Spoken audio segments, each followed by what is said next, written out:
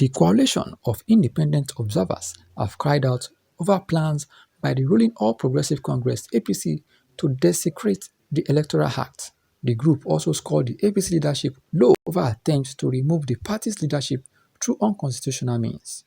The convener of Situation Room, Abdullahi Bilal, who spoke with newsmen in Abuja, said there is a need for a shift in attitude and response to what is happening in the APC. He said this is the time to move from treating the party's crisis as a spectator event, as the consequence of what is going on in the APC would impact on all citizens. He said when those behind the problems are done with the APC, they will invariably turn on Nigerians. Elections, whether general or party primaries, are important processes that differentiate democracy from autocracy and dictatorships. The People's Democratic Party (PDP) went comatose when certain individuals eradicated internal democracy in the party and resolved into Brazilian dictators. The APC has been placed on this trajectory in recent months, and we fear that if nothing is done to reverse the situation, it will not matter what the electorate decide during the 2023 general elections. Those eradicating internal democracy in the APC will come out to ensure that votes do not count. We had a test of how these people behave going by the way they insist on holding the APC elective national convention without meeting statutory conditions stipulated in the Electoral Act and the party's own constitution.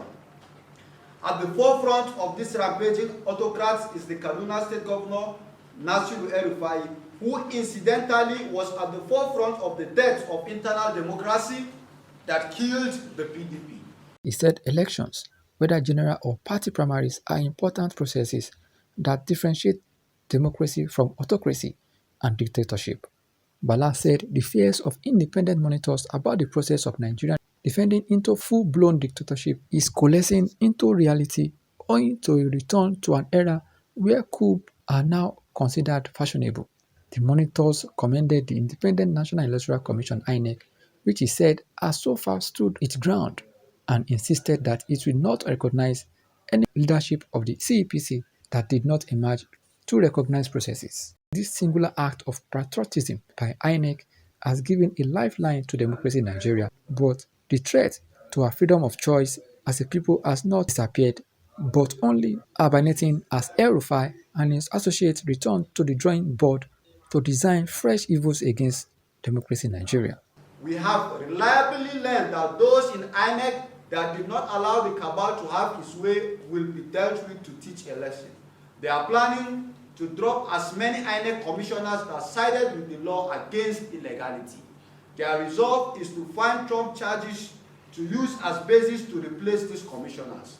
They are also planning to force a massive internal reshuffle on the INEC so that stooges that are loyal to them will take over political parties' monitoring.